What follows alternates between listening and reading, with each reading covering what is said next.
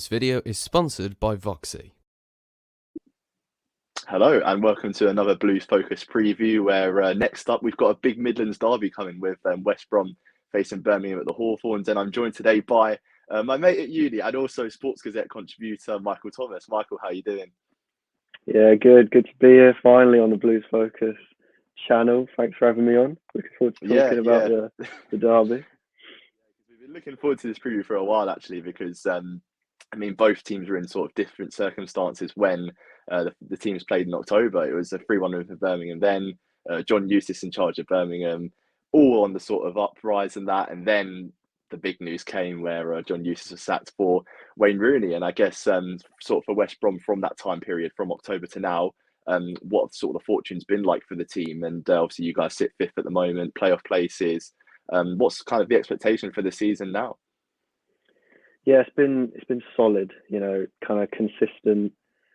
I mean, our expectations this season aren't as high as they might have been, a few years ago because we've got no money. There's real issues with the board, which they need to sort out. It sounds like they are sorting it out. They're trying to find a conclusion to that. But so Carlos Corberan's definitely been overachieving with the resources that he's got.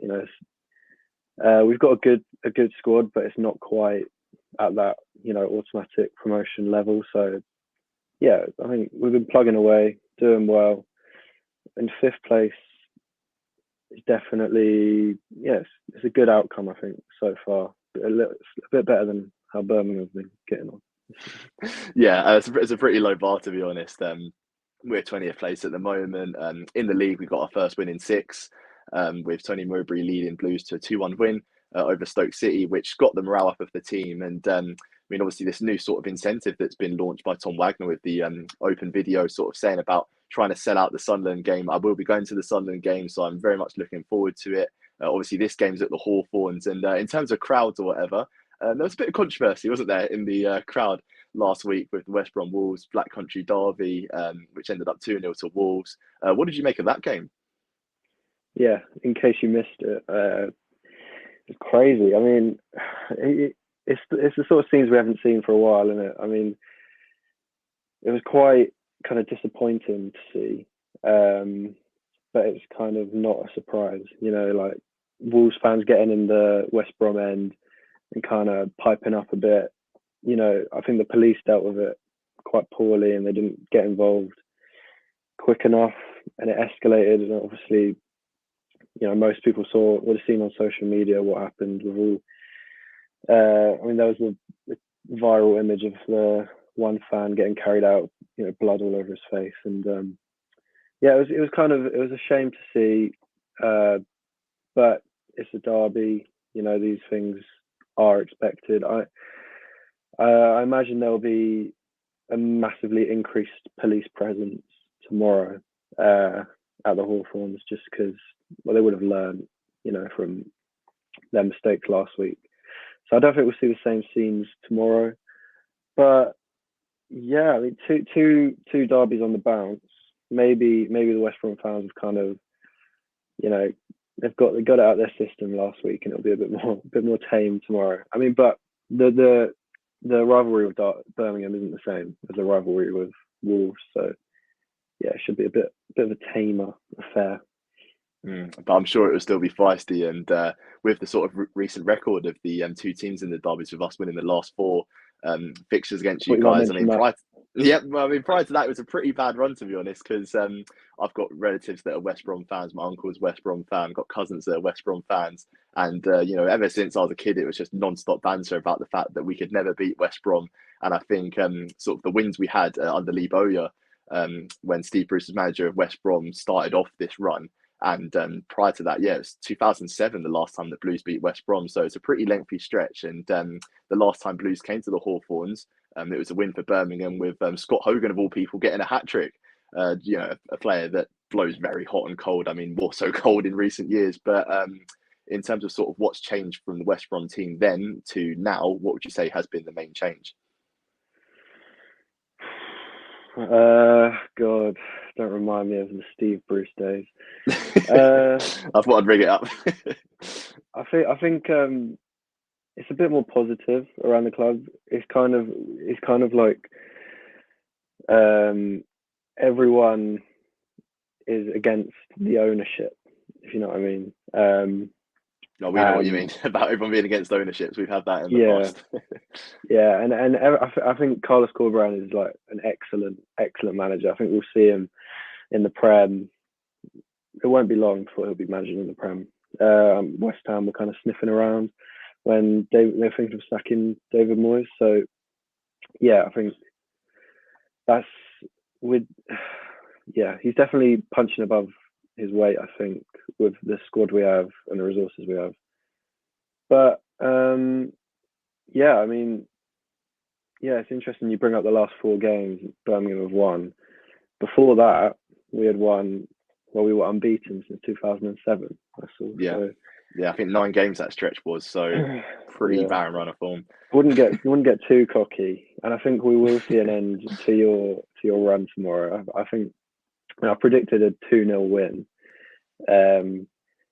Yeah, I mean, we're a solid side this season. Carl Bartley and Cedric Kipre at the centre back have been really solid. Our home form is amazing.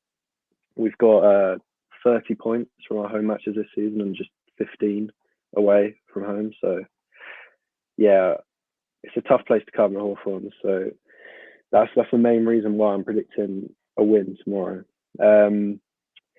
He sets us up in kind of 4-2-3-1, pretty just like bank of 4, bank of 2.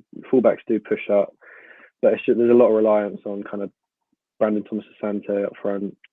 Well, I think he is fit. Yeah, he will be playing tomorrow. Jed Wallace, John Swift, to kind of pull the strings. I mean, I'm hoping to see Tom Fellows tomorrow, who's our newest prodigy coming through. I mean, we'll probably get about 6 months of him before Aston Villa come in the summer and take him off us, as they seem to do with all of our youngsters. But yeah, he looks really promising, and yeah, I'm hoping he starts tomorrow. He looked really bright when he came on against Wolves, and he's a bit of quality in the final third, which we do lack at times. We are quite reliant on kind of set pieces, functional attacking. Jed Wallace putting the ball in the box, Thomas Asante, flinging himself at it. But we'll see what happens tomorrow. But it is, I'd say it's quite positive in West Brom, more positive than the Steve Bruce days, even though we're 5th in the Championship. Yeah, I mean, that's pretty low bar, isn't it, the Steve Bruce days? But in terms of sort of personnel, we mentioned it there about the players that West Brom have got that are really talented, the likes of Brandon Thomas Asante up front, which before West Brom actually bought in Birmingham for him as well. It's kind of a 2-horse race, and you'd say he picked the right club. I'm pretty sure he did for his progress. And also, Tom Fellows, a youth academy product. But in terms of the business that West Brom did in January, I suppose the notable person that's actually leaving West Brom is Jeremy Sarmiento, someone that I knew you rated really highly. His time at West Brom, gone to Ipswich Town now. In terms of sort of the players brought in, you've got Andy Vyman, who's sort of been around the Birmingham-based clubs, isn't he, with Wolves, Villa, and now West Brom. In terms of sort of the January business, what would you make of the window? Yeah, I think it was a solid window. Like, consider, like I keep saying, we don't have any money. Considering that, we brought in a youngster from West Ham, Callum Marshall. He looks really promising. I think he scored 21 goals in the PL2 this season in 10 games. So, he's smashing it there.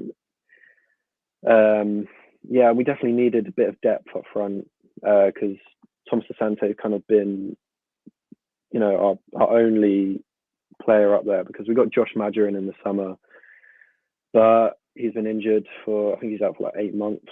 I might be wrong, but it was a long period he's been out for. Daryl DK is just kind of coming back from a long injury. He played a few weeks ago, but injured again now.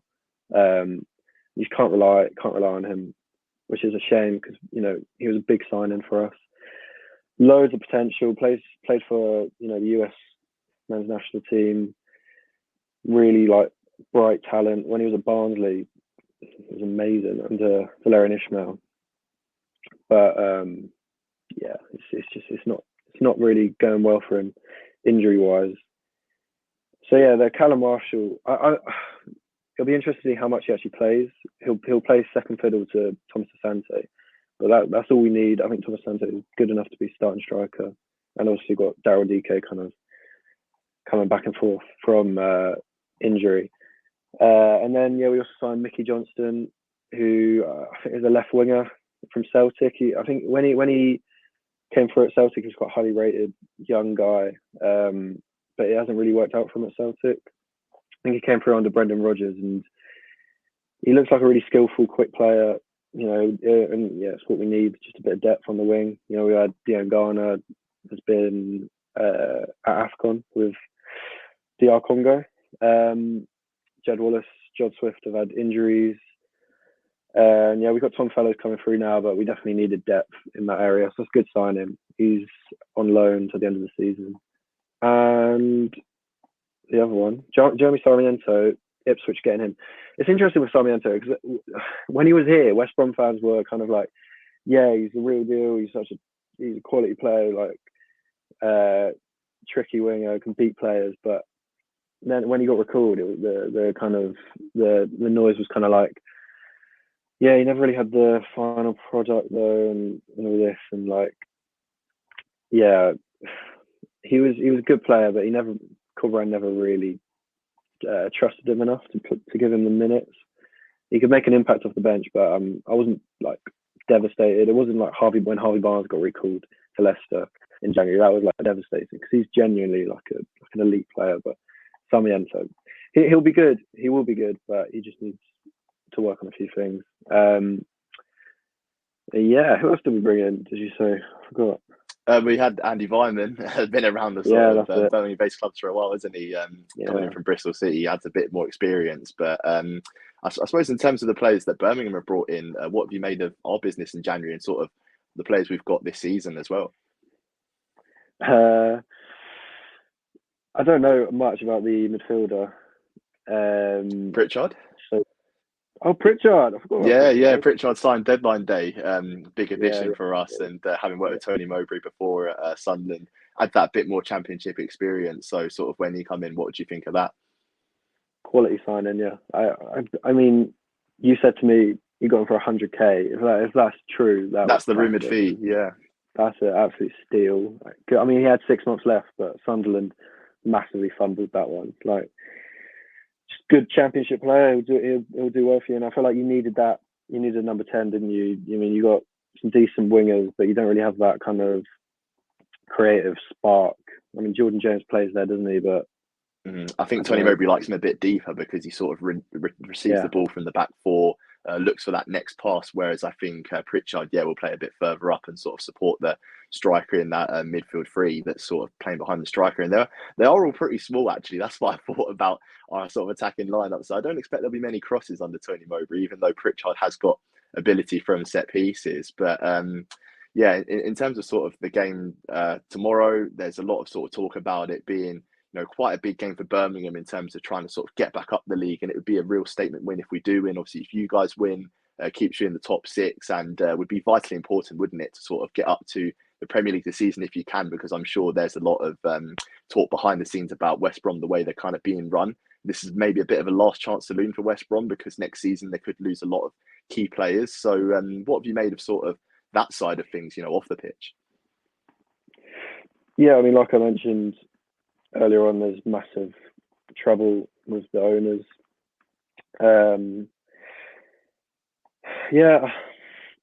I think fifth place, we'll take playoffs. Like, it's we're not in as dire a position in the table as you are. But to be fair, looking at the table now, I mean, you're only 1 point off 15th. So like, it's very congested in that area. A win tomorrow could push you right up. And I think you'll probably get mid-table with Tony Mowbray, safe pair of hands, isn't he? He was good at West Brom. He's a lot of West Brom fans remember him very fondly. I mean, a win tomorrow. I mean, there's 46 games in the Championship. Like, it's a long season. It's not the be all and end all if you don't if you don't pick up points every game. But the main motivation is it being a derby, right? Like that's having bragging rights over Birmingham. And I think, but I mean, to be fair, Hull scaring me a bit. I think they'll make a late. They've done some good business in the January transfer window. Yeah. Really good business. Ryan They've got Ryan Giles in, Fabio Carvalho. Yeah. So, it's players that have that sort of experience in the higher leagues, with Giles playing in the Premier League, Fabio Carvalho playing in the Premier League as well. So they do add a lot of ability to their team. But in terms of sort of West Brom, I think with the signing of Marshall sort of having not played any real football in like the Football League, it's a bit more of a risk. And will he make an appearance tomorrow, do you reckon? Not sure. I think he'll be on the bench. Maybe come on if we need a goal. But yeah, I don't know. I don't know when he would have started. Whether he would have started training. Probably would have. Because we signed him last week. So yeah, I imagine he'll be on the bench at least. We've not got much depth on the bench for most games. So yeah, he'll probably come in. I think it'll probably be too soon for Johnson. And Vyman will play. I imagine. Yeah, he'll come on. It'd be very typical if he scored against us. Very typical. Someone with that kind of background to him. But yeah, I mean, taking all of that into consideration, I think I know what you're going to say for a score prediction. But for the people listening, what's your score prediction for the game? 2-0 to West Brom. I think clean sheet, maybe 1-0. Although I was thinking about it this morning, and I think you could snatch a draw. I wouldn't be surprised. Maybe a 0-0. That's the most boring prediction ever. That's boring. It's the most boring prediction ever, but I could see it happening. Like, yeah, I wouldn't be surprised. But no, final prediction 2-0 West Brom. I don't think I've had anybody on the previews before actually saying a 0-0, so that's a new one. I will say a draw, but I will say 2-2, like I said on TalkSport yesterday, because after speaking with Chris from Albion Analysis, there was a lot of things from him to sort of take into consideration about West Brom, the fact that you don't really respond well to going behind. But then again, we had this sort of talk where, 4 of the last championship games of West Brom, each time they've gone behind in a game, they actually haven't scored. And lost the game. So there is that to take into consideration. But then again, we don't keep many clean sheets. So it's weighing up both sides of it. And I'm going to say an entertaining game. I'll go over 2-2 draw, sort of keep us, I guess, where we are. And then West Brom, that'll probably keep in the playoffs. So, it's going to be an exciting game. But thank you so much for your time, Michael, for chatting to the channel. Just give a quick shout out to your socials, anything that's coming up for you in the future. Oh, I don't know. Lots of uni work. My That's Twitter, what we've got at the moment. My Twitter's there. Go follow my Twitter. Yeah, so follow Michael at Michael Thomas 50. He does lots of stuff for the Sports Gazette, lots of football stuff, and also cricket as well, if you're into that as well. So make sure to sort of check out his work on there. We have got a pretty busy schedule at the moment with uni, so there'll probably be some of that stuff popping up. And we've got an article coming up for the Sports Gazette that talks about this derby a bit more in detail. So if you want to check that out, feel free to before kickoff. That's it from us, guys. Make sure to sort of keep on board with the channel, all the stuff that's coming up in the future. We'll have a podcast coming out on Sunday, so make sure to listen to that. And make sure to like, share, comment, subscribe, and most importantly, keep right on.